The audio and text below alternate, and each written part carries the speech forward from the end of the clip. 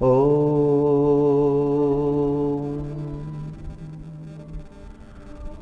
गोविंद गोकुलानंद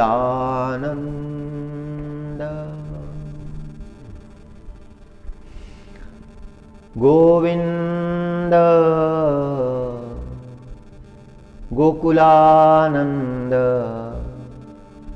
माधवं गोपवल्लभं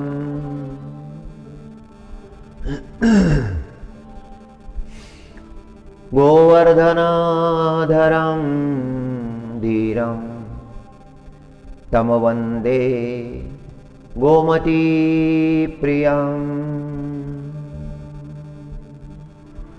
गोविंद गोकुलानंद माधवं गोपवल्लभं गोवर्धनं धरं धीरं तं वन्दे गोमतीप्रियम्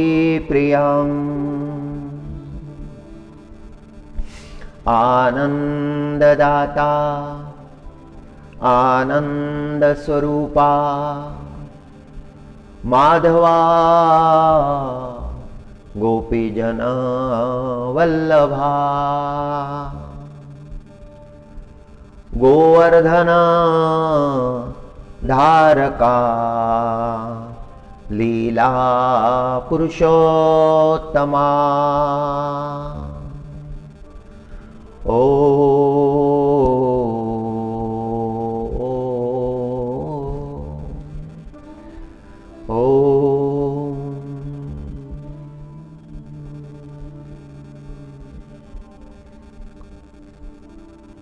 द्रौपदी स्वयंवराचा प्रसंग आहे।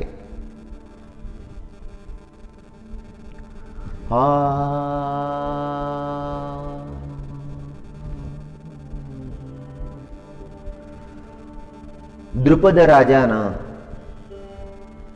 द्रौपदीजीची प्राप्ती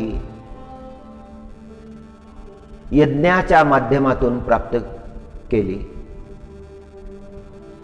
द्रौपदीजीला याज्ञसेनी सुद्धा म्हटलेलं आहे। पूर्वजन्मी कठोर तपाचरण द्रौपदीजीनं केलं। ओम शिव आराधन केलं, शिव भगवानची आराधना केली। त्या पूर्वजन्मामध्ये त्यांचं नाव होतं केतकी। घोर तपाचरण, लौकिक पती नको, पती अलौकिक पाहिजे, जगामध्ये पुरुषार्थ करणारा, श्रेष्ठ गुणांनी संपन्न, चरित्र संपन्न, या भावनेनं तपश्चर्या केली। शिव भगवानची कृपा झाली, सर्व सद्गुण संपन्न पतीची प्राप्ती व्हावी म्हणून ते तपाचरण होतं। दुसऱ्या जन्मामध्ये याज्ञसेनीच्या स्वरूपामध्ये द्रौपदीजी प्रगटली। द्रुपद राजाला मोठा आनंद झालेला आहे। द्रुपद राजाच्या मनामध्ये अर्जुन महाराजांना पाहिल्यापासूनच ही भावना आहे की जामाता आपल्याला अर्जुनासारखा मिळावा। अर्जुनाचा पराक्रम पाहिला होता, डोळे दिपविणारा पराक्रम। युद्धाचा प्रसंग आला होता अर्जुनजी महाराजांच्या सोबत। द्रुपद पराजित झाले होते, द्रुपदाला बांधून गेले होते अर्जुनजी महाराज। आपल्या गुरुला दक्षिणा देण्यासाठी प्रसंग फार दुःखद होता। त्या दुःखाचं चिंतन सतत करत असत आणि शेवटी उपयाज याज यांच्या माध्यमातून यज्ञ केला आणि द्रौपदीजीची प्राप्ती केली। आता द्रौपदीचे स्वयंवराचं आयोजन केलं आहे, पण जो आहे तो जरा कठीण आहे। देशोदेशीच्या राजा महाराजांना निमंत्रण पाठवलेलं आहे। दुर्योधनही आला आहे, कौरवही आले आहेत, अश्वत्थामाही आला आहे स्वयंवरासाठी. त्या प्रसंगी पांडव एकचक्रा नावाच्या गावामध्ये निवास करत होते. तिथे भयंकर असा एक दैत्य त्या नगरवासियांना त्रास देत होता. त्या नगरवासियांनी त्या दैत्यासोबत करार केला होता की दररोज त्या दैत्याच्या भोजनासाठी एक गाडीभर अन्न आम्ही पाठवत जाऊ. आणि तो दैत्य इतका भयंकर होता की ते अन्न तर खाऊन टाकतच असे, पण जो गाडी घेऊन आला आहे त्यालाही भक्षण करत असे.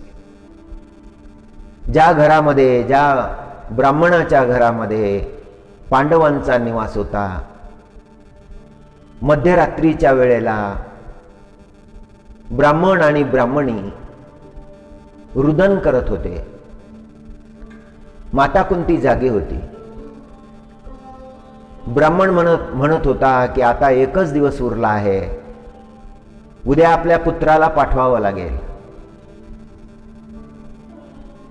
दैत्याचं भोजन घेऊन आपल्या पुत्राला पाठवावं लागेल. तो दैत्य ते भक्षण तर करेलच, पण आपल्या पुत्राचंही भक्षण करेल. ब्राह्मण आणि ब्राह्मणीची चर्चा कुंती मातेनं ऐकली. कुंती माता म्हणाली की हे विप्र, तुम्ही एवढे दुःखी होऊ नका. उद्या आम्ही तुमचे अतिथी आहोत. तुमचं आतिथ्य आम्ही स्वीकार केलेला आहे. तुमचं दुःख हे आमचंच दुःख आहे. उद्या माझा दुसरा पुत्र दैत्यासाठी भोजन घेऊन जाईल आणि दुसऱ्या दिवशी भीमसेनजी महाराज बैलगाडीमध्ये दैत्याचं भोजन घेऊन गेले. दैत्य निद्रा घेत होता. भीमसेनजी महाराजांनी पाहिलं तो निद्रा घेत आहे, भोजन आणलेलं आहे. भीमसेनजी महाराजांना असं वाटलं की यातलं थोडं भोजन आपण खाऊन टाकावं, आणि ते भोजन करायला लागले. बरचसं भोजन संपत आलं. दैत्याला जाग आली. दैत्यानं पाहिलं की दैत्यासाठी आणलेलं भोजन आणणाराच खात आहे. दैत्याला क्रोध आला. प्रचंड मल्ल युद्ध त्या ठिकाणी झालं आणि भीमसेनजी महाराजांनी त्या दैत्याचा नाश केला. त्या नगराला मुक्त केलं दैत्याच्या त्रासापासून. भीमसेनजी महाराज परत आले, विजयी झाले भीमसेनजी महाराज. सगळ्या गावाला आनंद झाला. आलेल्या अतिथींनी आपलं रक्षण केलं. सगळे संतुष्ट झाले. लाक्षागृहाचा प्रसंग घडल्यानंतर व्यासोनारायण भगवानची भेट झाली होती. व्यासोनारायण भगवाननी म्हटलं होतं, काळ कठीण आहे, पांडवांनो विप्र वेशामध्ये राहा, ब्राह्मण वेशामध्ये राहा. करता करता करता तिथे काही काळ त्यांनी घालवला आणि पांथस्ताकडून एक समाचार मिळाला. पांचाल देशामध्ये द्रुपद महाराजांची कन्या द्रौपदीजीचं स्वयंवर आहे. स्वयंवर पाहण्याची इच्छा पांडवांना झाली. त्यांनी विचार केला की आपण पांचाल देशामध्ये जावं आणि तो स्वयंवराचा प्रसंग पाहावा. आणि मग ते तिथून निघाले.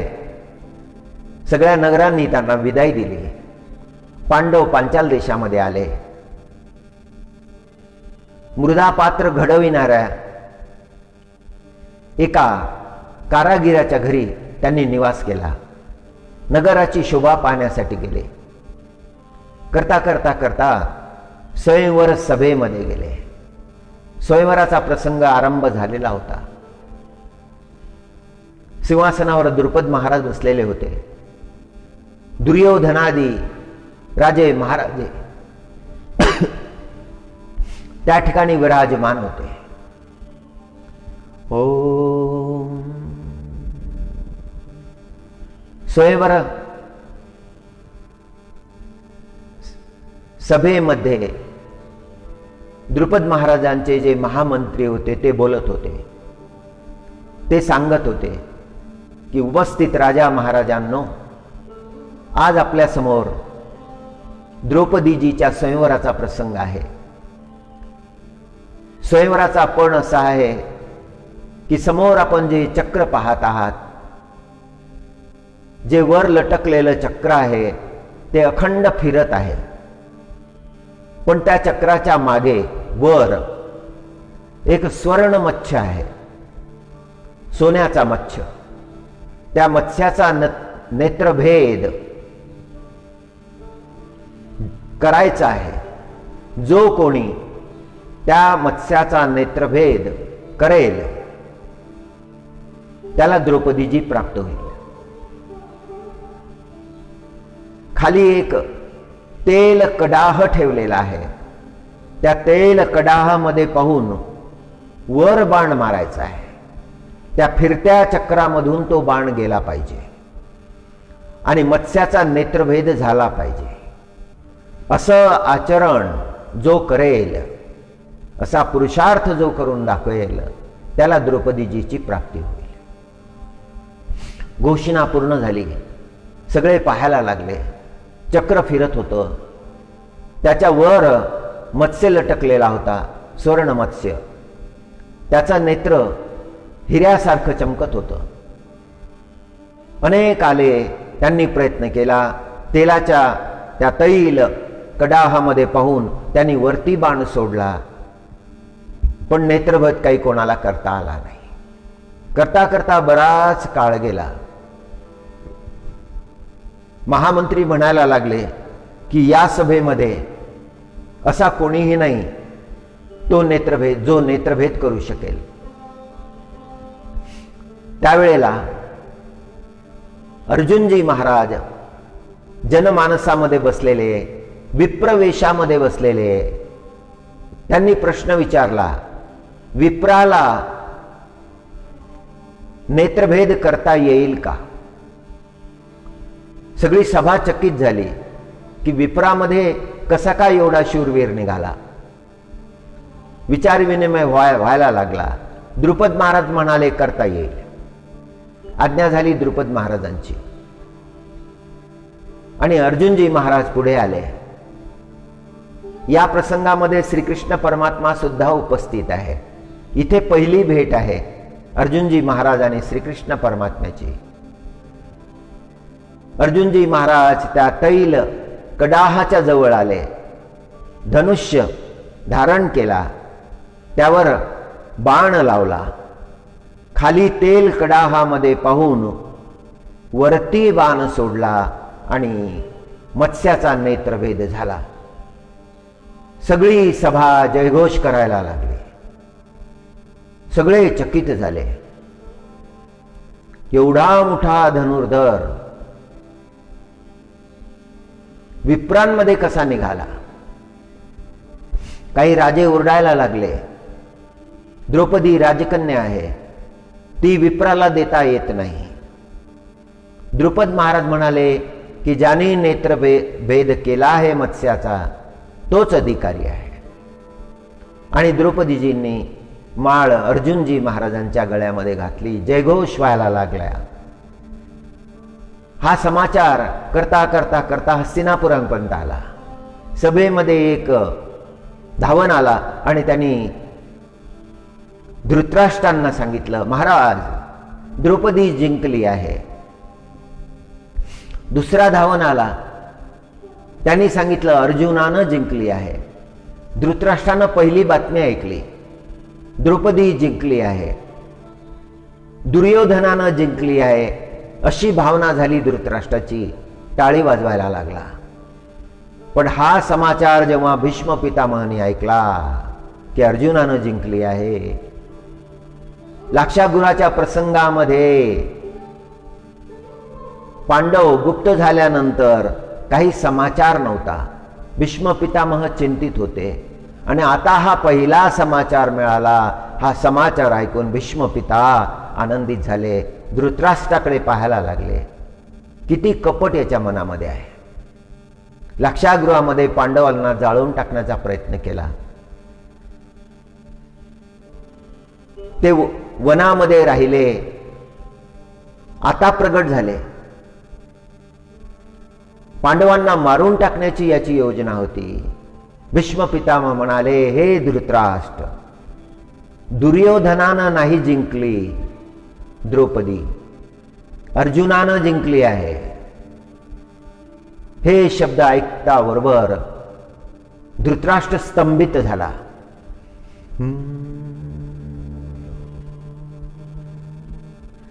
हरी हो. हे धृतराष्ट्र, आता उपाय करावा, पांडवांना बोलावून घ्यावं. घडलेल्या घटना कलंकित करणाऱ्या आहेत, कुळाला कलंक लावणाऱ्या आहेत. सगळ्या समाजामध्ये भयंकर चर्चा आहे. धृतराष्ट्र म्हणाला, पितामह आपली जशी आज्ञा. इकडे स्वयंवर झाल्यानंतर पांडव जायला लागले, त्यांच्या मागे मागे द्रौपदी जायला लागली. द्रुपद महाराजांनी धृष्टद्युम्नाला आज्ञा केली, द्रौपदीचे बंधू, की हे धृष्टद्युम्न, तुम्ही मागे मागे जा, ते कुठे जातात याचा शोध घ्या आणि येऊन परत सांगा. हे 5 आहेत, हे विप्र नाहीत. विप्र हा पराक्रम करू शकत नाही.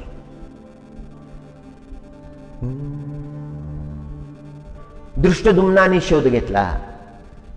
ते ज्या घरामध्ये गेले जिथे त्यांनी निवास स्वीकारला होता, परत आले धृष्टद्युम्न, पित्याला समाचार दिला. लक्षात आलं द्रुपद महाराजांच्या, हे अर्जुनच आहे. आधी पाहिलं होतं अर्जुनाला.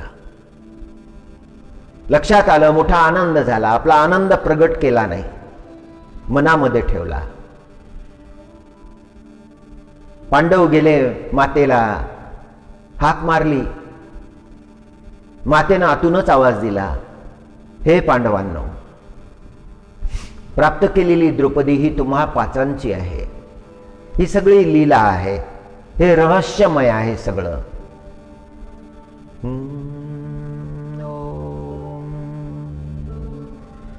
हरी हो. पांडवांचा आणि द्रौपदीचा विवाह संपन्न झाला.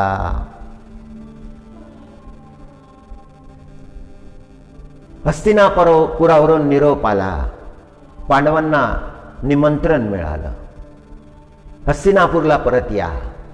द्रुपद महाराजांना जेव्हा हे कळलं, तेव्हा द्रुपद महाराजांनी पांडवांचं धन देऊन, रथ देऊन, हस्ती देऊन स्वागत केलं.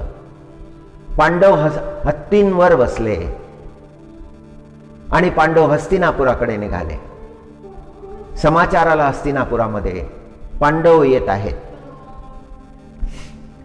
जवळ आलेले आहेत नगराच्या. त्यांच्या स्वागताची तयारी व्हायला पाहिजे. भीष्म पितामहाने आज्ञा केली, स्वागताची तयारी करा. त्यांचं स्वागत करण्यासाठी जा. विदुर महाराज स्वागत करण्यासाठी गेले. दुर्योधनादी ते काही गेले नाही. ते लांबून पाहायला लागले, लक्ष ठेवायला लागले काय काय घडत आहे. आणि हस्तिनापुराच्या वेशीवर पांडवांचं स्वागत झालं. पांडव दरबारामध्ये आले, धृतराष्ट्राचं दर्शन घेतलं. धृतराष्ट्राने आशीर्वाद दिले. सगळ्या पांडवांनी सगळ्या ज्येष्ठांचे दर्शन घेतले. नववधू द्रौपदी न सगळ्यांचे दर्शन घेतले. कौरव मोठे अंतःकरणामध्ये दुर्भाव धरून बसलेले होते. त्यांचं अंतःकरण जळत होतं. पांचाली पांडवांना प्राप्त झालेली आहे. जगामध्ये पांडवांची कीर्ती आहे. दुर्योधनानं केलेलं षडयंत्र विफल झालेलं आहे. आणि मग ते खांडव प्रस्थाचा प्रसंग घडला. मग भीष्म पितामह म्हणाले की हे धृतराष्ट्र, कौरव पांडव एकत्र राहणं अशक्य आहे. लवकरात लवकर त्यांना राज्य देऊन टाकावं. आणि दुसऱ्या दिवशी मग धृतराष्ट्रानं खांडव प्रस्थाचं राज्य पांडवांना दिलं. उजाड असं ते वन, काट्यांची जंगल. त्या जंगलामध्ये पांडवांनी पुरुषार्थ केला आणि सुंदर असं इंद्रप्रस्थ तिथे निर्माण केलं. अशी दिव्य कीर्ती पांडवांनी केली. नंतर धन संपदा एवढी वाढली की आता काय करावं, काहीतरी पुरुषार्थ घडला पाहिजे, पुण्यकर्म घडलं पाहिजे हा विचार आला. धनसंपत्ती आली की मग हा विचार मनुष्याच्या मनात यायला पाहिजे. यश प्राप्त झालं, धन प्राप्त झालं की मग काही सद्विचार, काही श्रेष्ठ कर्म आपल्या हातून घडलं पाहिजे. श्रेष्ठ कर्म म्हणजे यज्ञादी कर्म. नारद भगवानला विचारलं, नारद भगवाननी मार्गदर्शन केलं. द्वारकाधीश प्रभूला निमंत्रण पाठवलं, द्वारकाधीश प्रभू आले, त्यांनी राजसूयज्ञाचा प्रसंग सांगितला. दिग्विजय संपादन करा हे सांगितलं. दिग्विजय संपादन केला. सगळं जगामध्ये जाऊन पांडवांनी आपलं श्रेष्ठत्व सिद्ध केलं. मगध देशाचा राजा जरासंध जो फार उन्मत्त होता, ज्याला नष्ट करणं फार अवघड होतं, कृष्ण परमात्म्याच्या आशीर्वादानं त्या जरासंधाचाही अंत झाला. नंतर राजसूयज्ञाची तयारी झाली.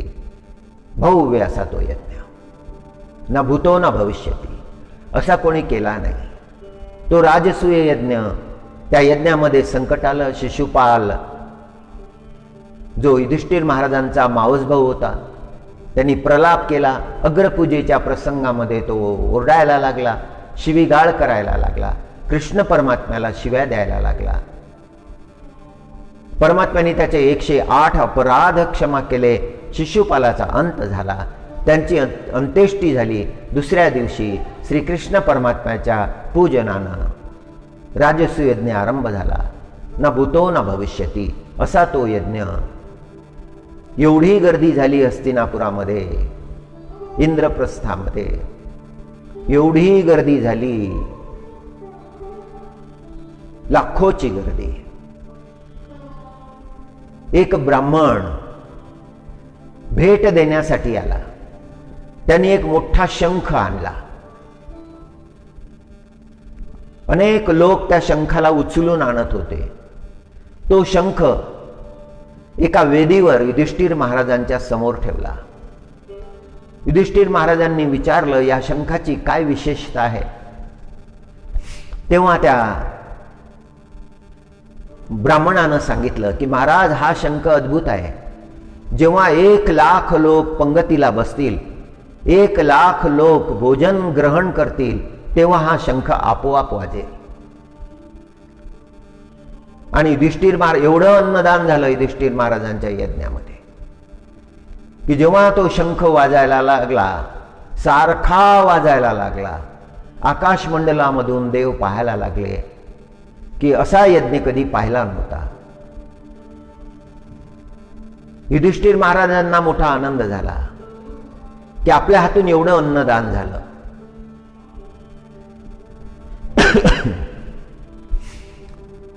युधिष्ठिर महाराज परमात्म्याजवळ आले. परमात्म्याला म्हणायला लागले, प्रभू, यज्ञाबद्दल आपलं काय मत आहे? परमात्मा म्हणाले, युधिष्ठिरा, यज्ञ ठीक आहे, चांगला यज्ञ आहे, चांगली कीर्ती केली, पण यज्ञ सर्वश्रेष्ठ नाही. काय उपाय करावा? सर्वश्रेष्ठ यज्ञ तेव्हा होईल जेव्हा स्वर्गामध्ये घंटानाद होईल.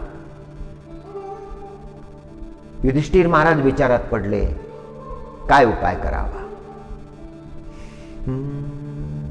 कुंती माता म्हणाली, हे लाखो लोकांनी भोजन केलं, पण श्रीकृष्ण परमात्म्याला तर भोजन दिलंच नाही, त्यांनी तर भोजन घेतलंच नाही.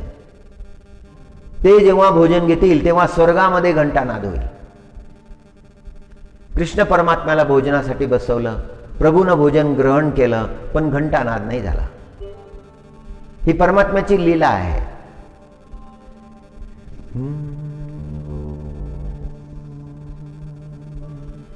हरि ओम.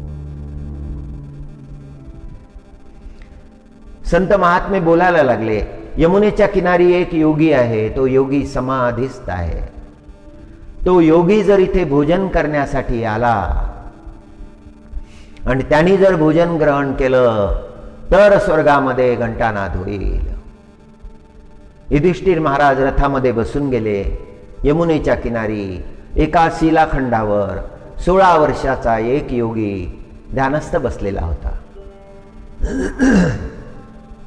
युधिष्ठिर महाराज गेले, चरणवंदना केली आणि विनंती केली. महाराज, योग्याने डोळे उघडले. युधिष्ठिर महाराज म्हणाले, महाराज, राजसूय यज्ञाचा प्रसंग आहे, विप्रभोजन चाललेलं आहे, आपल्याला विनंती आहे की आपणही प्रसाद घेण्यासाठी यावं. योगी म्हणाला, तुमचे यज्ञ किती झाले? युधिष्ठिर महाराजांनी उत्तर दिलं, हा प्रथमच आहे. नाही, मग मी येणार नाही. तुमचे 108 यज्ञ जर झाले असते तर जरूर आलो असतो. हे शब्द ऐकल्यानंतर युधिष्ठिर महाराज उदास झाले, परत आले. काय प्रकार झाला? कुंती मातेनं विचारलं. युधिष्ठिर महाराजांनी प्रसंग सांगितला. योगी प्रसाद घेण्यासाठी यायला तयार नाही. योग्याचं म्हणणं असं आहे की जर 108 यज्ञ झाले असते तर जरूर आला असता.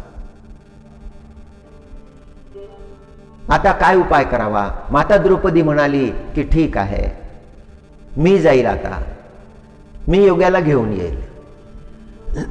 माता द्रौपदी पायीच गेली.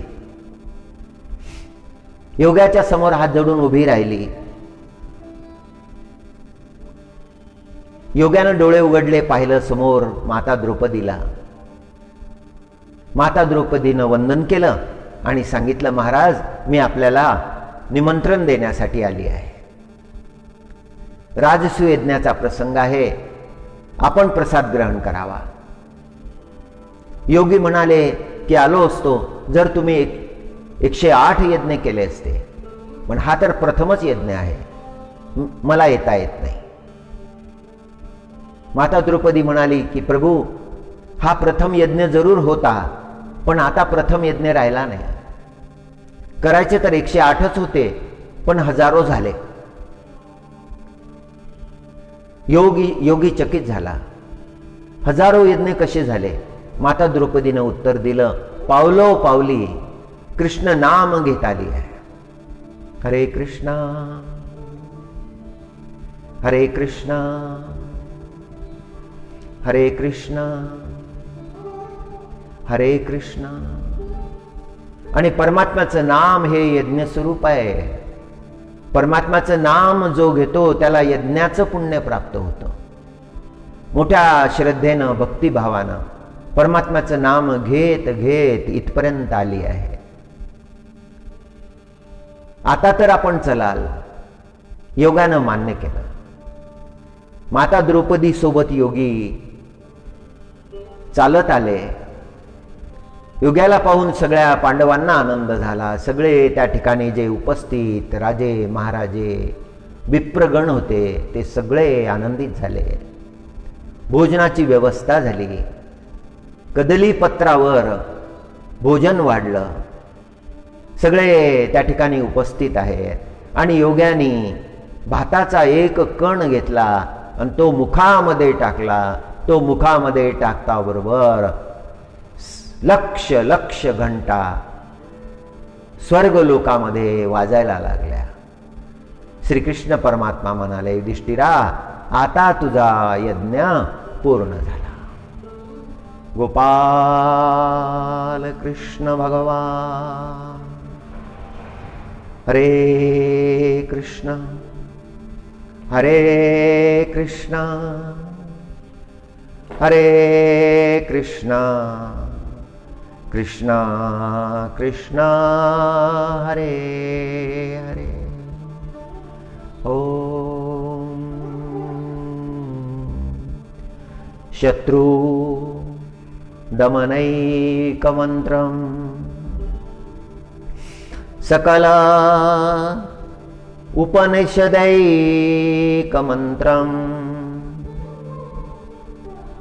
भवरोग छेदैकमन्त्रम्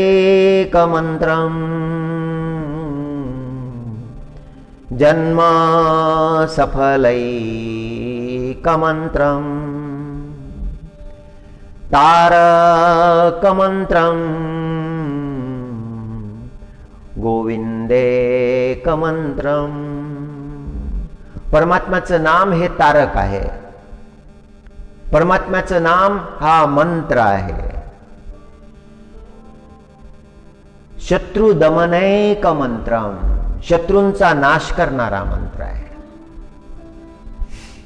सकल उपनिदेशैक मंत्र, उपनिषदांना ज्या तत्वाचा घोष केलेला आहे त्या तत्वाचा उद्घोष करणारा मंत्र आहे. सकल उपनिषदैक मंत्रम भवरोग छेदैक मंत्रम, या भवरोगापासून जीवाला सोडविणारा मंत्र आहे. जन्म सफल करणारा मंत्र आहे. तारक मंत्रम श्री गोविंदेक मंत्रम नमो नारायणाय नमो नारायणाय कृष्णाय वासुदेवाय हरे परमात्मने प्रणतक्लेशनाशाय गोविंदाय नमो नमः.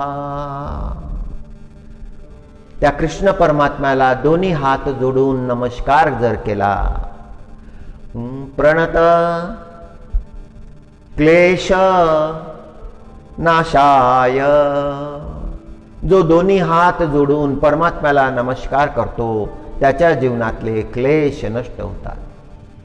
प्रणत क्लेश नाशाय गोविंदाय नमो नमः.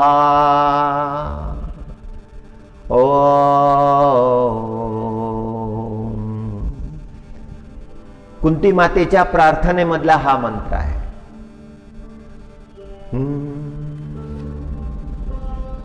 जरासंधानं 20,000 राजे आपल्या बंदीखान्यामध्ये बंदिस्त केले होते.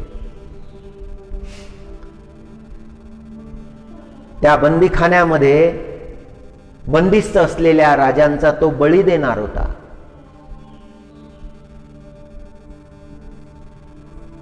त्या राजांना माहित होतं की येणाऱ्या अमावस्येला अघोरी यज्ञ जरासंध करणार आहे आणि त्या यज्ञामध्ये राजांचा बळी दिला जाणार आहे. 20,000 राजे.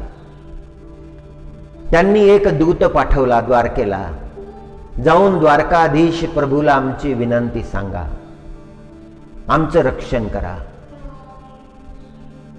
आणि दूत गेले द्वारकेला, द्वारकाधीश प्रभूला सांगितलं. द्वारकाधीश प्रभूंनी त्यांची विनंती मान्य केली. दूताला सांगितलं, जाऊन त्या राजांना सांगा आम्ही वेळेवर पोहोचू आणि राजांचं रक्षण करू.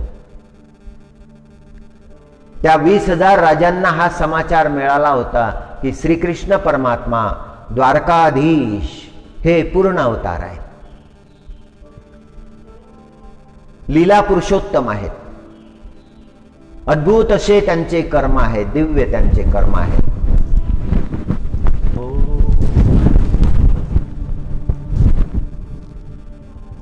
त्या जरासंधाचा अंत तेच करू शकतात म्हणून दूताला पाठवलं होतं.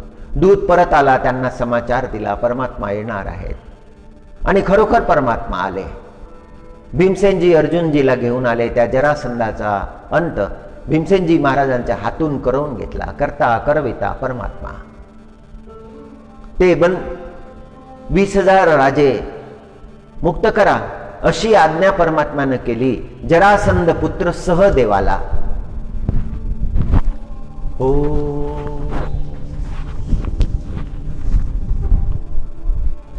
सहदेवानं आज्ञेचं पालन केलं. ते 20,000 राजे परमात्म्याच्या समोर आले, हात जोडून प्रार्थना केली, कृपावंता आपण आमचं कल्याण केलं, आम्हाला जीवनदान आपण दिलेलं आहे. त्यांनी जी प्रार्थना केली त्याच्यामध्ये हा श्लोक आहे.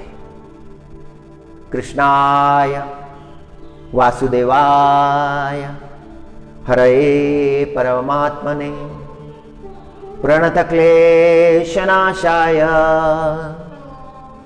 गोविंदाय नमो नमः। हरि ओम। त्या राजांना दिव्य उपदेश केला, कर्माचा उपदेश केला। त्या राजांनी म्हटलं की प्रभू, आम्ही भोग सुखामध्ये तल्लीन झालो होतो, कर्तव्याचा विसर आम्हाला पडला होता। या प्रसंगामध्ये आम्हाला बोध झाला आहे की आम्ही आमचं कर्तव्य फार निष्ठेनं प्रामाणिकपणे केलं पाहिजे। त्या राजांना दिव्य उपदेश परमात्म्याने केला।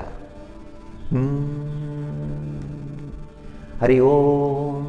परमात्म्याचं नाम हा मुक्ती मंत्र आहे, हा शत्रु दमन मंत्र आहे, हा वेद उपनिषद शास्त्राचा मंत्र आहे, भवरोग छेदक मंत्र आहे, जन्म सफल करणारा मंत्र आहे, तारक मंत्र आहे।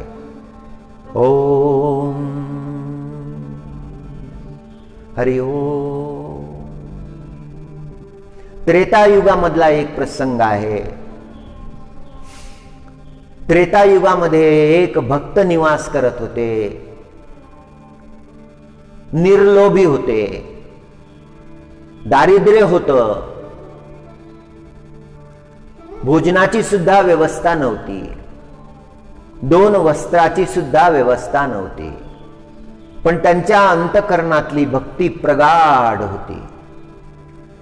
त्या भक्ताच्या अंतःकरणामध्ये कधीही असा विचार येत नसे की परमात्म्यानं आपल्याला 2 वेळचं भोजनही दिलं नाही। दररोजचा नित्य नियम होता, यमुना स्नानासाठी जात असत। परमात्म्याच्या मनामध्ये विचार आला, हे कोणाला मागत नाहीत, यांना आपण काही दिलं पाहिजे, यांचा संसार बरोबर चालेल, यांचा प्रपंच बरोबर चालेल। परमात्म्याला चिंता लागली। परमात्म्याने एक धनाची पिशवी, जेव्हा ते यमुनेमध्ये स्नान करण्यासाठी गेले तिथे त्यांच्या वस्त्राजवळ ठेवून दिली। जेव्हा भक्त परत आले स्नान करून, वस्त्राजवळ त्यांनी पाहिलं काय ठेवलेलं आहे, स्पर्श केला नाही, पण लक्षात आलं यामध्ये धन आहे, स्वर्ण मुद्रा आहे। त्यांनी वस्त्र धारण केले, त्या धनाच्या पिशवीला वंदन केलं, हात जोडले, निघून गेले। ग्रहण केलं नाही ठेवलेलं धन। मनामध्ये विचार करायला लागले, असं काही मला ग्रहण करता नाही येत, मला घेता येत नाही। हे परमात्मा, माझ्या अंतःकरणामध्ये अशी बुद्धी असू द्या की कधीही असं काही दिसलेलं मी ग्रहण करू नये, मी घेऊ नये। घरी परत आले। घरामध्ये पत्नी होती, साध्वी पत्नी, आज्ञाकारिणी, कधीही भक्ताचं मन दुखवत नव्हती। निर्धन आहेत म्हणून कधी दोष देत नव्हती, निर्धन होते पण संतुष्ट होते। खरं म्हणजे संतुष्टी आली की मग मनुष्य निर्धन राहतच नाही।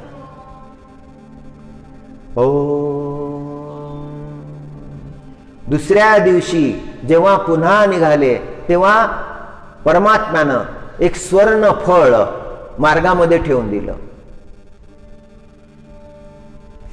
सोन्याचं फळ। ते फळ पाहिलं, हे स्वर्ण फळ आहे। मनामध्ये विचार सुद्धा नाही आला ते ग्रहण करण्याचा। निघून गेले, यमुना स्नान केलं, दुसऱ्या मार्गाने परत यायला लागले तर दुसऱ्या मार्गामध्ये सुद्धा पहिलं फळ जे होतं त्याच्यापेक्षा मोठं स्वर्णफळ ठेवलेलं। पुन्हा हात जोडले, निघून आले। ते स्वर्णफळ ग्रहण केलं नाही। ज्या गावामध्ये निवास करत होते त्या गावातील सगळ्या लोकांना माहित होतं की या भक्ताच्या अंतःकरणामध्ये कधीही दोषाचा स्पर्श होऊ शकत नाही। मान्यता मोठी होती। परमात्म्याला असं वाटलं की या भक्ताची परीक्षाच घ्यावी आता. म्हणून परमात्मा ज्योतिष्याचं रूप धारण केलं, गावामध्ये आले, भविष्य सांगायला लागले. लोकांनी गर्दी केली.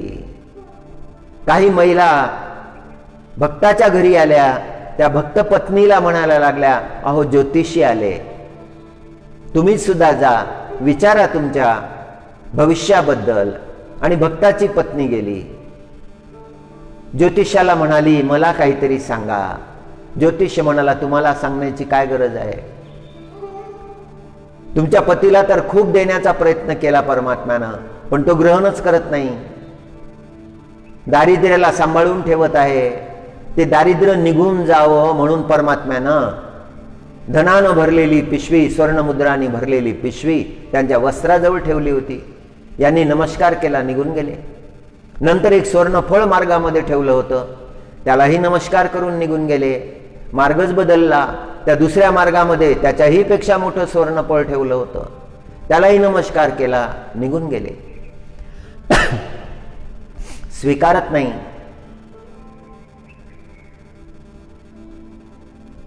त्या भक्तपत्नीने विनंती केली, महाराज आमच्या घरी या.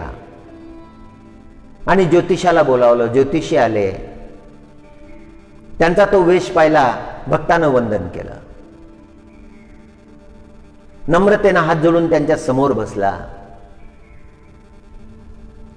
ज्योतिषाच्या स्वरूपात असलेले परमात्मा म्हणायला लागले, दिलेलं धन स्वीकारत नाही, दारिद्र्य भोगत आहेस, ते दारिद्र्य जाईल कसं, तुला किती कष्ट होतात, तुला परमात्म्यानं दिलं होतं ते का नाही स्वीकारलं. घडलेल्या सगळ्या घटना ज्योतिषांनी सांगितल्या. यमुनेमध्ये स्नान करण्यासाठी जेव्हा गेले तेव्हा स्वर्णाची पिशवी, स्वर्णमुद्रांची पिशवी वस्त्राजवळ ठेवली होती, तिला हात सुद्धा लावला नाही. दुसऱ्या प्रसंगामध्ये मार्गामध्ये स्वर्णफळ ठेवलं होतं, त्याला दुरून नमस्कार केला, निघून गेले. मार्ग बदलला, दुसऱ्या मार्गाने जात असताना तिथे त्याच्याही पेक्षा मोठं स्वर्णफळ ठेवलं होतं, त्यालाही नमस्कार केला. परमात्मा द्यायला तयार आहे, परमात्माची इच्छा आहे ते तुम्ही ग्रहण करावं, का ग्रहण करत नाही. फार सुंदर बोलले ते भक्त. आता परमात्माने समजावून सांगताना सांगितलं की बाबा जगामध्ये धनामुळेच बंधू बांधव आहेत. धन जर असलं तर बंधू बांधव मित्र सगळे जवळ येतात. धनामुळे मनुष्याला जगामध्ये आदर प्राप्त होतो, कुळ शीळ मोठं होऊन जातं, रूप सौभाग्याची प्राप्ती होते, जगामध्ये यश मिळतं, कीर्ती मिळते.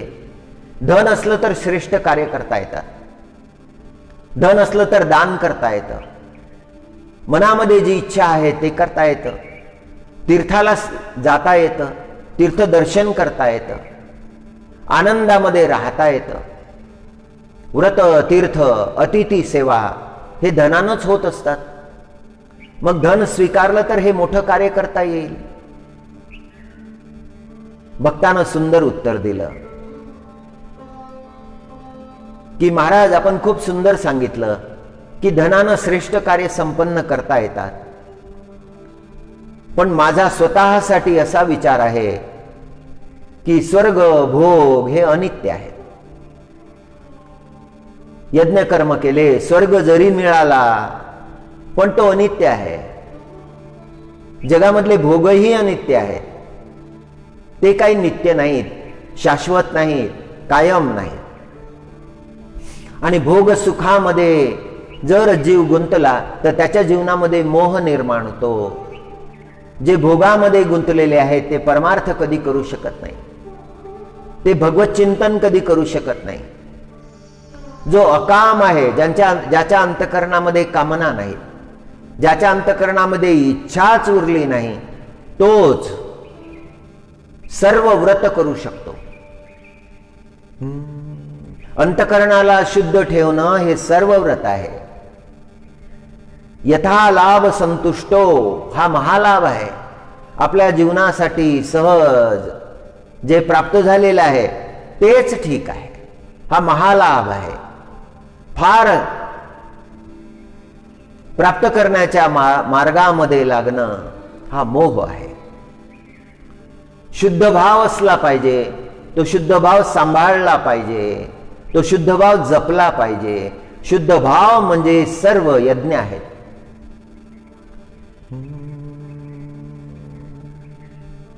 त्या भक्ताचा हा दिव्य भाव, हे दिव्य विचार ऐकून ज्योतिषी स्वरूपात असलेल्या त्या परमात्म्यानं त्या भक्ताच्या चरणी दंडवत केला. एवढं महात्म्य आहे धर्म आचरणाचं.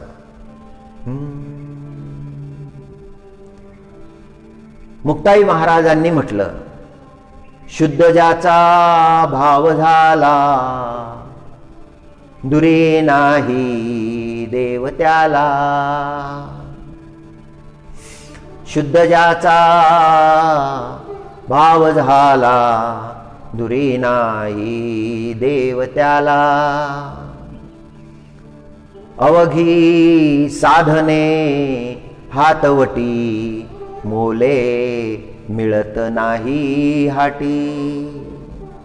अवघी साधने हातवटी, मोले मिळत नाही हाटी. अहो आपण तैसे व्हावे, अवघे अनुमानुनी घ्यावे. ऐसे केले सद्गुरुनाथे, बाप रखुमा देवी कांते. तेथे कोणी शिकवावे, सार साधोनिया घ्यावे. लढिवाळ मुक्ताबाई, जी ठाईचे ठाई. तुम्ही तरुणी विश्वतारा, ताटी उघडा ज्ञानेश्वरा. तुम्ही तरुणी विश्वतारा, ताटी उघडा ज्ञानेश्वरा. ओम. शुद्ध ज्याचा भाव झाला, दुरी नाही देव त्याला. त्रेतायुगाच्या त्या शुद्ध भाव असलेल्या भक्तानं जसं जीवन जगलं तसं जीवन असलं पाहिजे. साधकाचं जीवन तसं असलं पाहिजे. आणि ज्याचा भाव शुद्ध झाला, मुक्ताई म्हणतात, ज्याचा भाव शुद्ध झाला त्याला देव दूर नाही. पण शुद्ध होणं फार आवश्यक आहे. परमात्म्याचं भक्त होणं फार आवश्यक आहे. राजा होता येतं, धनवान होता येतं, कीर्तिवान होता येतं, यशस्वी होता येतं, हे सगळं काही होता येतं. पण शुद्ध होणं अवघड आहे. आणि जो शुद्ध झाला त्याला परमात्मा दूर नाही. परमात्मा ज्योतिषाच्या रूपामध्ये आले. परमात्म्याला एवढी तळमळ वाटली, एवढा कळवळा वाटला त्या भक्तासाठी. प्रारब्धानं प्राप्त झालेले सुख दुःख जीवानं भोगावे. जे काही आहे सहज आपलं प्रारब्ध म्हणून सहज ग्रहण करावं ते. शुद्ध ज्याचा भाव झाला, दुरी नाही देव त्याला.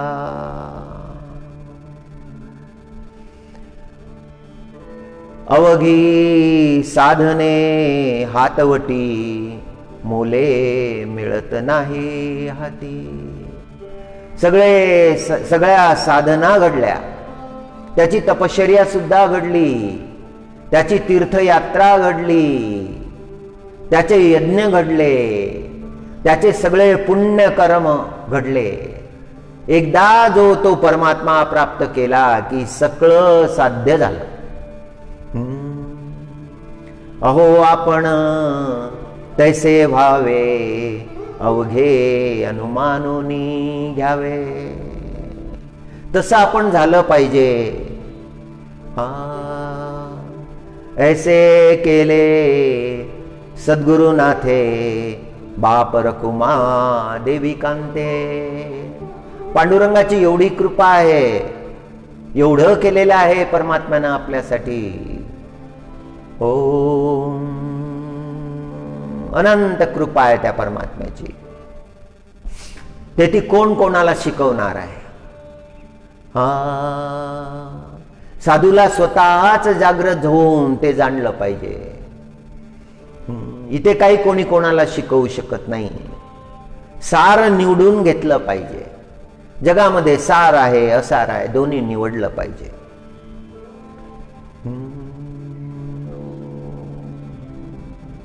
पंढरपुरामध्ये नामदेव महाराज पांडुरंगाच्या मंदिरामध्ये वीणा घेऊन उभे राहत असत आणि ते नाम घेत घेत तल्लीन होऊन जात. त्या पांडुरंगाच्या स्वरूपाकडे पाहत आणि नाम घेत रामकृष्ण हरी रामकृष्ण हरी रामकृष्ण हरी. लोभाचा स्पर्श अंतःकरणाला कधी झालाच नाही. 4 पुत्र होते, पत्नी होती. त्यांच्या भोजनाची चिंता नाही, कशाचीच चिंता नाही. चिंता कशाचीच करत नव्हते, केवळ पांडुरंगाचं नाम. पत्नी मोठी त्रासून गेली होती, राजाही त्रासून गेली होती. काय करावं? घरामध्ये अन्न नाही. मुलं अन्न अन्न करत राहतात दिवसभर, त्यांचं दुःख पाहवत नाही. आता काय करावं? आता हा जीवच ठेवू नये. राजाईनं निश्चय केला. 4ही पुत्रांना घेऊन गेली. चंद्रभागेच्या डोहामध्ये उडी घेतली आणि परमात्म्यानं तो डोह उथळ करून टाकला. राजाईला आणि 4ही पुत्रांना बाहेर काढलं. राजाई एवढी व्याकुळ झालेली आहे की मरणही येत नाही. साक्षात तो परमात्मा वाचवायला आला. परमात्म्याला असं वाटलं की या नामाच्या घरामध्ये दारिद्र्य आहे, हे दारिद्र्य दूर झालं पाहिजे. म्हणून धन देण्याचा प्रयत्न केला. ते धन नामदेवानी वाटून दिलं. कारण धन आलं तर लोभ येईल जीवनामध्ये आणि तो लोभ एवढा प्रचंड वाढेल की मग परमात्म्याचं भजन होणार नाही. दोष जीवनामध्ये आले की भक्ती होत नाही. काम आला जीवनामध्ये भक्ती होत नाही. क्रोध आला भक्ती होत नाही. एकदा राजाई चंद्रभागा स्नानाला निघाली. पलीकडून परिसा भागवताची पत्नी कमळजा येत होती. कमळजा आणि राजाईची भेट झाली. कमळजानं विचारलं, अहो कसं चाललंय तुमचं? राजाईने सांगितलं, खूप दारिद्र्य आहे. मुलं दिवसभर अन्न अन्न करत राहतात, त्यांच्या अन्नाची व्यवस्था होत नाही. बरं जाऊ द्या, तुमचं कसं आहे? अहो आमचा आनंद आहे. आमच्या घरी परीस आहे. रुक्मिणीजीची कृपा आहे. जसे पांडुरंगाच्या समोर नामदेव महाराज दिवसभर नाम घेत होते, तसे परिसा भागवत नावाचे भक्त रुक्मिणीजीची सेवा करत असत आणि ते भागवत सांगत असत. त्यांचं नाव होतं परिसा भागवत. त्यांच्याजवळ परीस होता.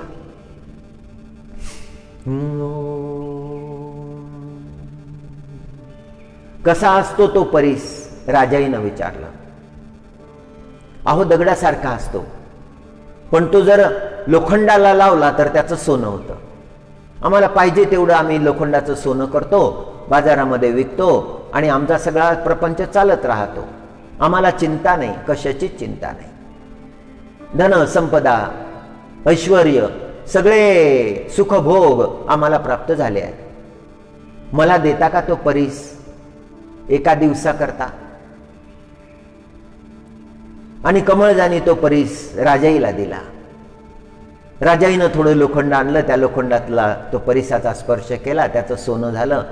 ते बाजारामध्ये नेऊन विकलं आणि सगळी व्यवस्था केली. स्वादिष्ट भोजन तयार केलं. पुरणपोळीचा बेत होता. नामदेव महाराज जेव्हा घरी आले, मुलं धावत धावत गेले, बाबा आज आपल्या घरी पुरणपोळी आहे. शुद्ध तुपाचा सुगंध दरवळला होता. नामदेव महाराजांनी राजाईला विचारलं, हे कसं झालं? राजाई म्हणाली, अहो आता चिंताच नका करू, तुम्ही कशाची चिंता नका करू, तुम्ही आता निवांत भजनच करत राहा. आता आपल्याला प्रपंचाची चिंता मिटली. आणि सगळा प्रसंग सांगितला. परिसा भागवताची पत्नी कमळजा, तिच्याकडून परिस आणला आणि लोखंडाला स्पर्श केलं आणि ते सोनं झालं. ते सोनं विकलं आणि सगळी घरातली व्यवस्था केली. आता दारिद्र्य राहिलं नाही आपलं. राजाई सांगायला लागली, मोठी आनंदी झाली होती, कुठे आहे तो परीस? नामदेव महाराजांनी विचारलं. राजाईने आणून दाखवला, हा आहे तो परीस. नामदेव महाराजांनी हातामध्ये घेतला, धावत निघाले, चंद्रभागेच्या डोहाकडे धावत निघाले. त्या डोहामध्ये तो परीस फेकून दिला. राजाई रडायला लागली. आता त्यांनी मला परीस मागितला तर मी कुठून द्यायचा? कमळजा आली आणि म्हणायला लागली, अहो तो परीस परत करा.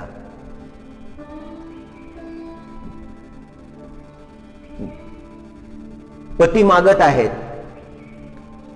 राजाईने सांगितलं की अहो तो परीस चंद्रभागेच्या डोहामध्ये यांनी फेकून दिला.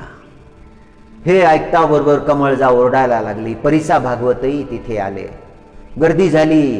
परिसा भागवत ओरडायला लागला, हे दरिद्री, हे अभद्र नामदेवा, माझा परीस तुम्हाला ठेवून घ्यायचा आहे म्हणून खोटं सांगता चंद्रभागेच्या डोहामध्ये फेकून दिला. मला माझा परीस आत्ताच परत पाहिजे.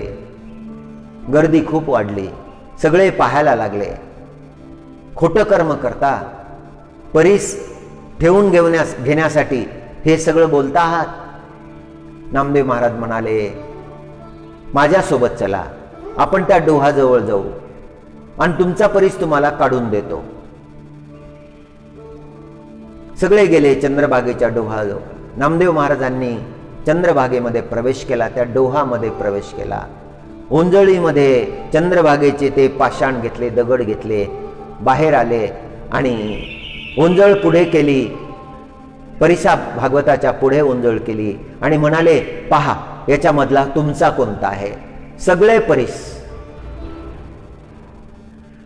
नामदेव महाराजाच्या स्पर्शानं सगळ्या पाषाणांचे परीस झाले आणि ते नामदेव महाराजांचे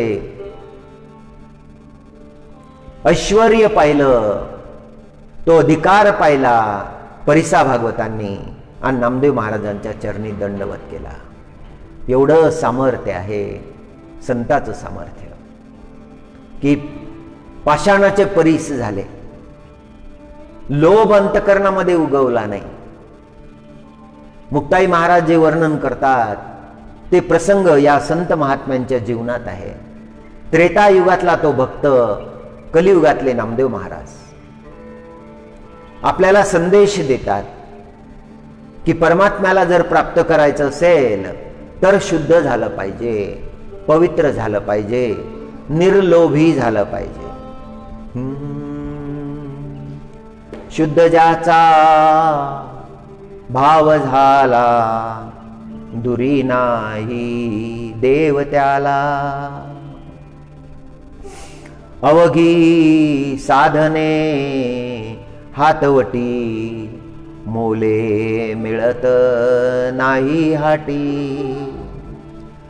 अहो आपण तैसे व्हावे, अवघे अनुमानो निघावे.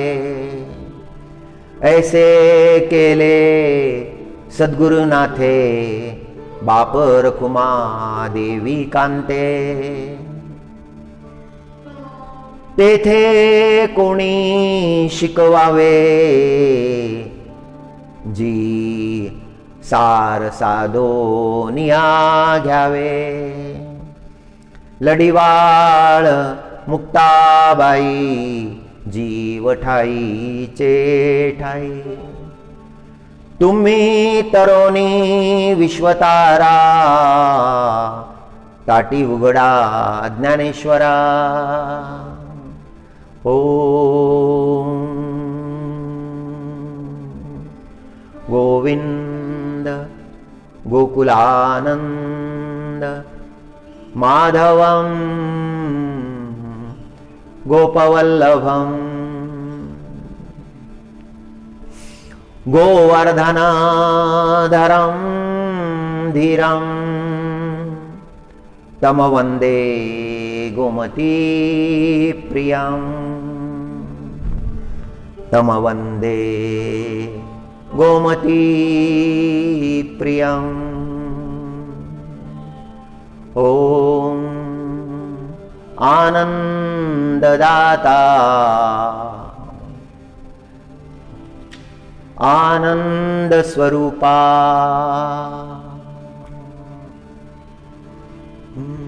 माधवा गोपी जनवल्लभा.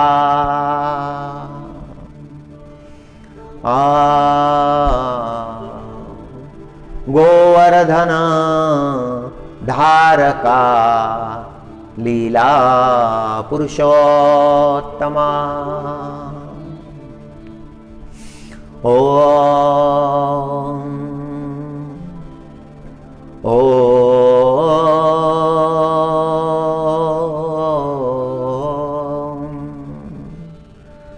हरो भजे व्रजैकमण्डनं समस्तपापखण्डनं स्वभक्तचित्तरञ्जनं सदैव नन्दनन्दनं सुपिच्छ गुच्छ मस्तकं सुनादवेणु हस्तकम् अनंगरंगसागरं नमामि कृष्णनागरं. जगद्गुरु शंकराचार्यजी महाराजांनी श्रीकृष्ण परमात्म्याचं महात्म्य वर्णन केलेलं आहे.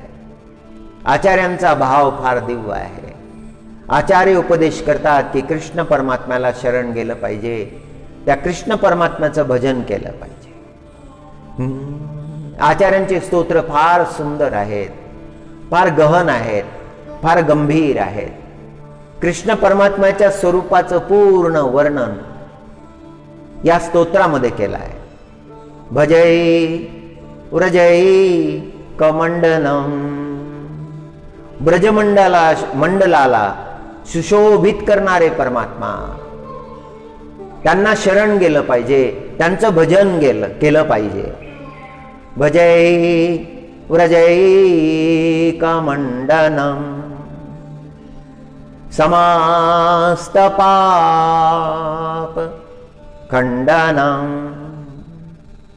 स्वभक्तचित्तरञ्जनं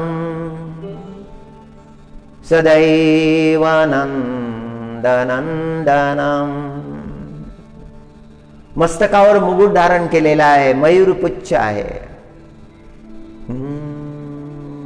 सुंदर पुष्पांचा मुकुट, आणि त्यावर मयूरपुच्छ धारण केलं. गुंजांचा मुकुट, सुपेच्छ गुच्छ मस्तकं सुनादवेणु हस्तकं. हातामध्ये वेणू धारण केलेली आहे, बांसुरी धारण केलेली आहे. सुनाद वेणू हस्तकं. सुनाद, त्याचा मधुर नाद. जेव्हा ऐकतात गवळणी तर धावत येतात. सुनाद वेणू हस्तकं अनंगरंग सागरम. अनंग कामदेवाला म्हटलेला आहे, त्याला अंग नाही, त्याला अंग नव्हतं. कृष्ण परमात्म्यांचा अवतार झाल्यानंतर त्याला अंगाची प्राप्ती झाली. कामदेवाचं एक नाव आहे अनंग. कामदेव फार सुंदर आहेत, मोहून टाकणारे आहेत. त्यांच्या एवढी सुंदरता आणि इथे वर्णन केलं जगद्गुरु शंकराचार्यजी महाराजांनी. अनंग रंग सागरं, त्या कामदेवाची जी सुंदरता आहे त्याच्याही पेक्षा अनंत पटीनं श्रीकृष्ण परमात्म्याची सुंदरता आहे. ओम. समुद्र आहे तो परमात्मा, सुंदरतेचा समुद्र आहे. अनंग रंग सागरं नमामि कृष्ण नागरं. त्या परमात्म्याला आचार्य शरण होतात. सौंदर्याचा निधी असलेला तो परमात्मा. भगवत शरणागतीचा उपदेश करतात की जीवानं त्या परमात्म्याला शरण झालं पाहिजे. ओम. ओम नमो नारायणाय. ओम नमो